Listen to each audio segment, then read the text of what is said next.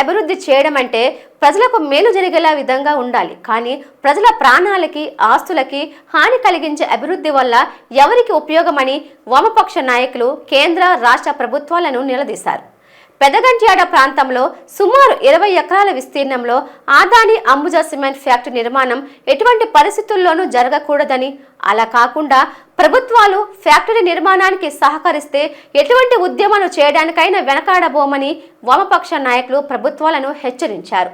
దీనిపై పెదగంట్యాడ మండలం పోతిన సన్యాసరావు భవనంలో నిర్వహించిన పాత్రికేయుల సమావేశంలో వామపక్ష నాయకులు జీవీఎంసీ 72వ వార్డ్ కార్పొరేటర్ ఏజే స్టాలిన్ పాల్గొని మాట్లాడుతూ, ఆదాని అంబుజా సిమెంట్ ఫ్యాక్టరీ నిర్మాణం కోసం ఈ నెల 8వ తేదీన నిర్వహించిన ప్రజాభిప్రాయ సేకరణను ప్రజలందరూ ఐకమత్యంతో అడ్డుకున్నారని అన్నారు. సుమారు 10 లక్షల మంది నివసించే జన నివాసాల మధ్య అధిక కాలుష్యాన్ని వెలువరిచే సిమెంట్ ఫ్యాక్టరీ నిర్మాణం చేయడం ఎంతవరకు సమంజసమని ప్రభుత్వాలను ప్రశ్నించారు. ఫ్యాక్టరీ నిర్మాణం జరగకుండా ప్రజలు అందరూ ఐకమత్యంగా పోరాటాలు చేస్తూ ఉన్నా స్థానిక శాసనసభ్యులు కానీ స్థానిక ఎంపీ కానీ నోరు మెదకపోవడం పట్ల గల కారణాలు అర్థం కావడం లేదన్నారు.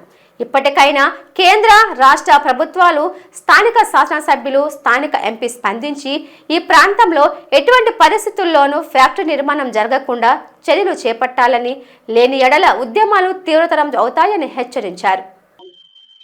మాకు స్వచ్ఛమైన గాలి, నీరు, భూమి, పర్యావరణం కావాలని వేలాది మంది ప్రజానీకం పెద్ద ఎత్తున పాల్గొని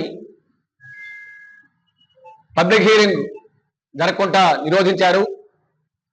ఇది ప్రజలు వాళ్ళ కష్టాల నుంచి వచ్చినటువంటి స్పందన కాబట్టి విశేషంగా స్పందించినటువంటి ప్రజానీకానికి, పబ్లిక్ హీరింగ్ నిరోధించిన ప్రజానీకానికి సిపిఎం వామపక్ష పార్టీల తరఫున హృదయపూర్వకంగా అభినందనలు తెలియజేస్తా ఉన్నాం. పబ్లిక్ హీరింగ్ లో మా అభిప్రాయం చెప్పాం. ఈ సమస్య పరిష్కారం అయిపోయింది, ఇంకా కంపెనీ ఏర్పాటు కాదని చెప్పిన ప్రజలు భావించారు. కానీ అదే రోజు సాయంత్రం మళ్ళీ కూటమి ప్రభుత్వం జాయింట్ కలెక్టర్ ద్వారా మళ్ళీ 15 రోజుల తర్వాత పబ్లిక్ హీరింగ్ చేపడతామని చెప్పి ప్రకటించారు. ఇది పచ్చి దుర్మార్గం, మోసం, ప్రజాభిప్రాయాన్ని తొంగలో తొక్కడం చెప్పినది వామపక్ష పార్టీ మేము భావిస్తున్నాం. ఓసారి ప్రజాభిప్రాయాన్ని చేపట్టి ప్రజలు తిరస్కరించిన తర్వాత మళ్ళీ ఎందుకు పెట్టాలండి? రెండోసారి ఏంటి అవసరం? కాబట్టి ఈ నిర్ణయాన్ని వెంటనే వెనక్కి తీసుకోవాలి. రెండోసారి ఎటువంటి పరిస్థితుల్లో కూడా పబ్లిక్ హీరింగ్ పెట్టడానికి వీలు లేదు. అదాని అంబుజా సిమెంట్కి ఎట్టి పరిస్థితుల్లో కూడా అనుమతి ఇవ్వడానికి వీలు లేదు. దానికి అనుగుణంగా రాష్ట్ర ప్రభుత్వం చర్యలు చేపట్టాలని చెప్పి మేము డిమాండ్ చేస్తున్నాం. ప్రజల యొక్క అభిప్రాయాన్ని దృష్టిలో పెట్టుకుని ఇప్పటికైనా సరే కూటమి ప్రభుత్వం ఈ ఫ్యాక్టరీకి లైసెన్స్ ఇవ్వకుండా దాని యొక్క ప్రతిపాదనే రద్దు చేయాలని చెప్పి మేము వామపక్ష పార్టీలుగా, సిపిఐ పార్టీగా డిమాండ్ చేస్తున్నాం. ఎందుకంటే చంద్రబాబు నాయుడు గారికి వామపక్ష పార్టీలుగా మేము ఒకటి తెలియజేస్తున్నాం.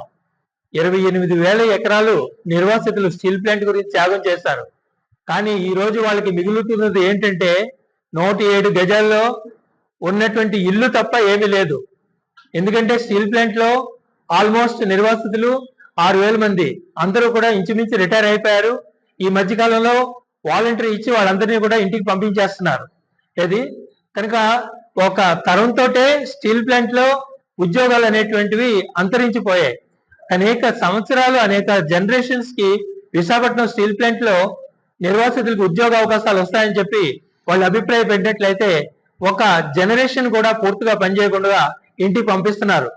ఒక్కొక్కరు 5 ఎకరాలు, 10 ఎకరాలు, 25 ఎకరాలు త్యాగం చేయబట్టి 28,000 ఎకరాలు ఈ రోజుని ప్రైవేటీకరణ చేసి అటు ముఖేష్ అంబానీకో లేక ఆదానీకో కట్టిబెట్టేటువంటి ప్రయత్నం బీజేపీ ప్రభుత్వం చేస్తున్నట్లయితే కేంద్రంలో, రాష్ట్రంలో ఉన్నటువంటి చంద్రబాబు నాయుడు గారు, పవన్ కళ్యాణ్ గారు కూడా వారి యొక్క అడుగులకి మరుగులెత్తుతో ఏంటంటే మొత్తం సంపద అంతటినీ కూడా కార్పొరేట్ సంస్థలకి కట్టిబెట్టే ప్రయత్నం చేస్తున్నారు. కనుక ఇప్పుడు మేము రాష్ట్ర ముఖ్యమంత్రి గారికి చెప్పేది, ఈ రోజున స్టీల్ ప్లాంట్ లో నిర్వాసితులు ఎవరూ లేరు. ఇంకందరూ కూడా రిటైర్ అయిపోయో లేకపోతే వాలంటీర్ తీసుకుని బయటకు వచ్చేస్తున్నారు. గంగవరం పోర్టుతో మీరు భ్రమలు కల్పించారు మత్స్యకారులందరికీ మంచి భవిష్యత్తు ఉంటుందని. కానీ ఈ రోజుని గంగవరం పోర్టులో ఒక్క మత్స్యకారుడు కూడా లేనటువంటి పరిస్థితి ఏర్పడిన విషయం మీకు తెలుసు. కనుక ఏంటంటే గంగవరం పోర్టును తీసుకెళ్లి ఆదానికి కట్టిబెట్టారు. అట్లాగే స్టీల్ ప్లాంట్ భవిష్యత్తులో ముఖేష్ అంబానీకో ఆదానికో కట్టిబెడతారు.